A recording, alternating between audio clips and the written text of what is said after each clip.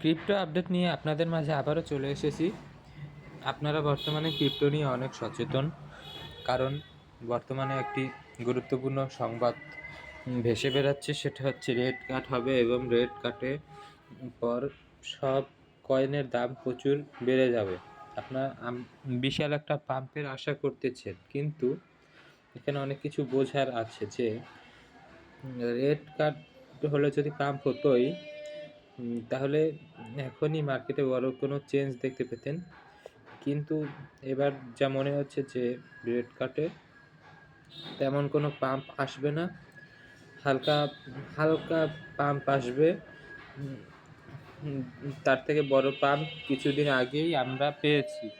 সুতরাং এই রেড কাট থেকে একটু সাবধানে থাকাই ভালো। কিন্তু আপনারা রেড কাটের প্রস্তুতি হিসেবে কি করতে পারেন সেটা আজকে বলবো। রেড কার্ডের প্রস্তুতি হিসাবে দেখেন আমি কি করেছি, আপনারাও সেটা করতে পারেন। কিছু কয়েন আপনারা বাই করে রাখতে পারেন, খুব অল্প লেভারেজ দিয়ে, অবশ্যই সাবধানে বুঝে শুনে। যেমন আমি এখানে আমার ফিউচারে যদি দেখাই, 2টা কয়েন বাই করে রেখেছিলাম, অনেক লসে ছিলাম, কিন্তু এখন লসটা কমে এসেছে, আশা করি লাভের দিকে যাবে। আরও অর্ডার দিয়ে রেখেছি, কিন্তু সেটা দাম অনুসারে পাচ্ছি না।